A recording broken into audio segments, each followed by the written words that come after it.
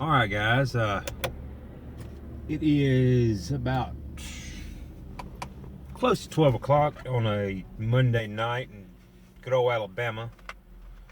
Still the first day I'm doing this recording thing. Couldn't sleep, so I said I'm gonna go to McDonald's and get me a frappuccino. Just something to do. Pretty manic these days, and just find weird things to do sometimes. It's what happens when you are no longer with your significant other. You just find weird things to do to occupy your time. I thought I'd try another little bit longer video to see how it goes. I want to trying to think what to talk about in it, and I'm getting McDonald's, and all I could think about was my wife. When we first started dating, she got me putting French fries on double cheeseburgers. One of the craziest things I ever heard, but it's pretty good. Or I'm sorry, the regular cheeseburgers. So I was like, maybe I should just tell you a little about my wife, since that's gonna be the biggest topic on here. We were married for about 16 years. So we were together for 16 years. We were married for 15. We separated August, and just found out a couple weeks ago that she wants a divorce. So I think it's kind of good that I'm starting here, because it's gonna give, any other fathers out there going through this, I guess they could see where I'm at emotionally, and maybe they can track themselves, because I'm not an emotional guy at all. Never been. The whole time we were married, I cried twice, and that was when my grandfather died and my dog died zombie. Love that dog. That's gonna be another story in itself. But man, this stuff will kill you. And if there's anybody out there who knows me, I tell you, I've cried. I will, don't say anything. There hadn't been a day goes by this stuff hadn't just tore me up. But I keep hearing from all these older cats that it gets better. And I don't say that. I don't say, oh, I've been crying to get any pity trip from any females or anybody out there. I really want to be as honest as I can on here. It's,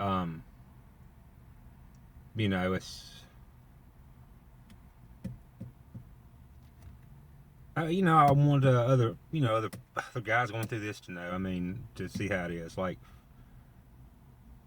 a lot of it was my fault going through this, and I'll open up a lot, going through.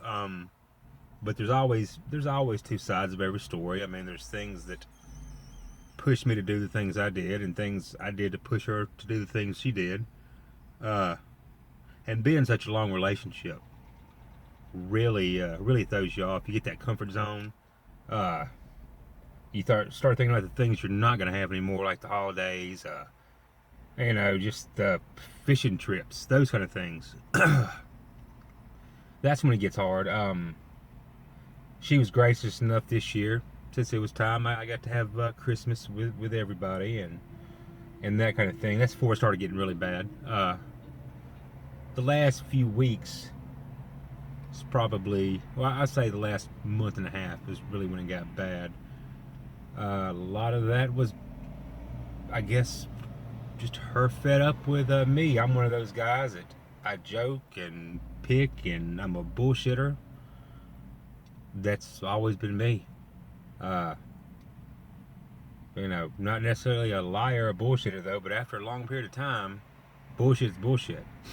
So I guess people get over it. But a little bit more backstory on us. We went to two different schools.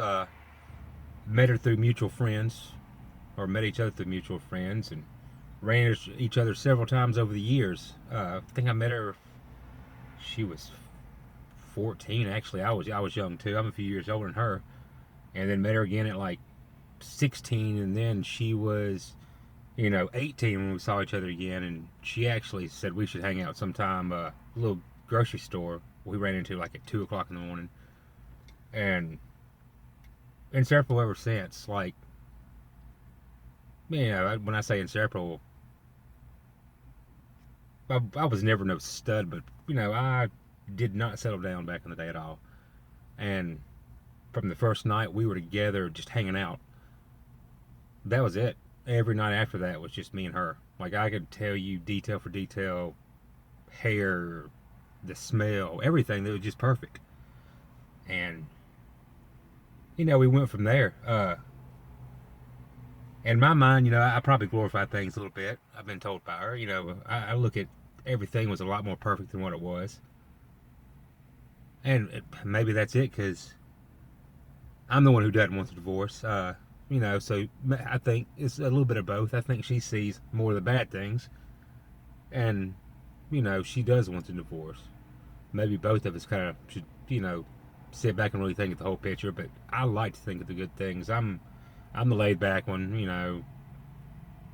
She's a little bit high strung. We were a great mix, I thought. But just like anybody else, I mean, we had everyday problems. I'm bipolar. Got a few issues. I mean, look at me.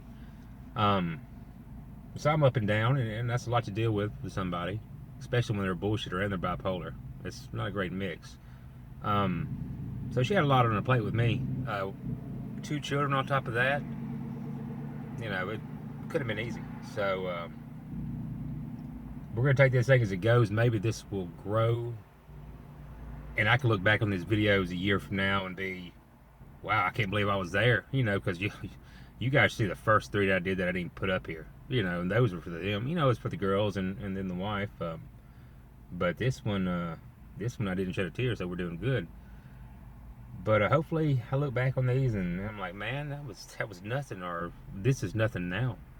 That's what I'm looking for, because these guys that they tell me they went through it and they were just like, man, it was so bad, but they got over it. Things went good. Well, they say they went good. I guess for what it is, they went good. I guess anybody, men or women, that's going to watch this, not going to watch it, I don't care if I have one viewer. It's kind of therapeutic to me doing it. Have any questions or whatever, just send them my way. I'm not an expert whatsoever. I'm an expert screwing up. I can tell you how to do that. Really easy. So if you've got any of those questions, just let me know. So pretty much whatever I do or tell you, I'm telling you to do the opposite, because that's probably going to be your best bet. I'm going to tell you guys how I screwed up, the mistakes I make, and a lot of the mistakes I make are not thinking. I don't think anything through. If it's a mountain, I don't go around, I go right through it.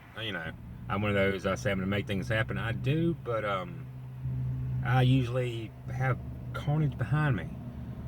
So maybe I can work through some of that doing this, and you guys can give me ideas on things I say I screwed up on.